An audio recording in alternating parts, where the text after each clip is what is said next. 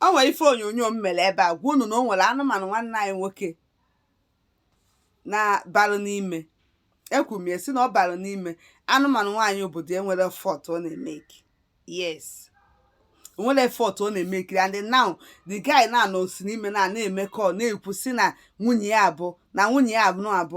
bụ aka Hausa, na nwunye ya bụ yawu yawu. N'ọkịta ka ya chọpụtara nwunye ya abụrụ mmadụ. Ana m akpọ ya nwunye ya, ọ bụkwa na ọ nụrụ ya nọ nwaanyị obodo o kuchiri. Mana ozi kịta ka a na-agwazi ya si ya nwaanyị nwunye ya bụ yawu yawu, ọkwa na klọb ka ị nwetara ya.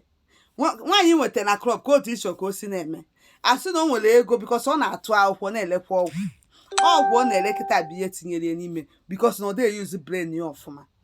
Ọ dị send this guy kịta nụwa bụ ife nụrụ nwaanyị n'ala Igbo ya na nwunye chọọ nwa for 10 good years. Nwa abịabelo abụrụ na nwa ya abịarọ. Anụmanụ wee nụ na ọyi ya nwoke wee lapịa wee bịawa obodo wee sị na ya bịa ka ya bịagodo obodo Mbeke ka ọ bịa chụọ ego wee lapụ nwaanyị ọ nụrụ n'ugbo onye mma ka esi anụ nwaanyị nọ na befa na na-echezie ka ọ gbagote obodo a na-abịazịa bụrụ dị ike natazi ọwụsịkwanụ ka Mamachukwu nọ ya agọzi ha. Ịnụrụ nwaanyị gị na ya na-abụ na-achọ nwa. Yes, isizi ka ịdọ n'ọfụma Mamachukwu ya agọzi nwaanyị ka ọmụta nwa ka ị wee mewe jebe njem ichenwuro oche so 10 years nalie bịawa obodo a.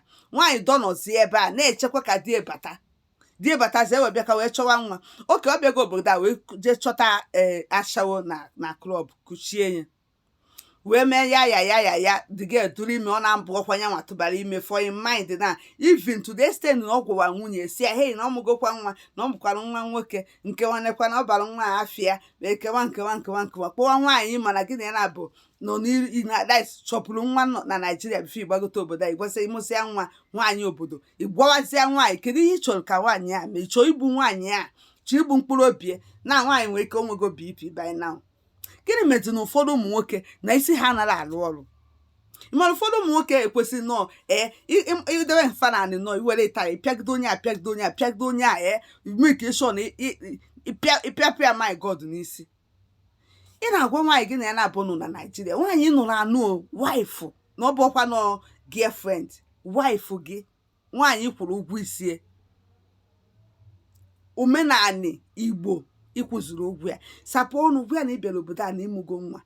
Hey, because ụfọdụ ife na-eti onwe m na the shoe because ọ bụrụ na ọmụnwa ka ị gwara edere ya aka apụkwa na that woman sef isi adịrị ya mma. Maka na ọ bụrụ na ọmụnwa ka ị gwara ede ya ozugbo ime that call a mesie nye ka m na-asị ndị bụ unu ọkwa ifuru ije a mbịara biko ọ na-ewe n'iwe na m anabago na asị na onye bịara iku nwa nwoke ọ bịara iku nwụrụ ka ihe ọzọ ọ nọzi eme ọ nabanụ ọkwa nsị a biko ọnụ na mgbe anyị nọ n'ụlọ ndị nọ n'ụlọ amara ihe gbasatara ije obodo oyibo ije ka eje ka eme travel ka eje chụọ ego maọbụ obodo oyibo ma ọ bụrụ obodo oyibo isi rana na ife n'elu daa obodo ọzọ ịdanyere ọ ka ije chụọ n'ego. Onye bịazịa ụmụ anụmanụ ụmụ nwoke isi ha ezughị ezu bịazịa asaka ebe aza kpazie aka lapụzie ego bịara ịchụ mezie anọdatị kichi ịgwa m na ihe ewu afịa na-eme ebe a bụkwa ego a ka ọ na-achụkwa. Ọ na-achụ ego were azụ anụmanụ nwa nwaanyị obodo mụrụ ya bụ nwa onye ọzọ mụrụ ya. Ihe onyonyo adịbala ngụ post wee na-akọkwakwa akọ m ya bụrụ onye nta akụkọ ka mbọ gbasara ọrụ ịlakiri ihe m na-ekwu n'akara mgbasa ozi eji n'ọnwa ya nyefee na m enwero time abịara m for anybody and I do the look uche face. I send wrong. I don't know you. I don't care. I don't even want to know you. If you talk nonsense on my comment section, I blaster you.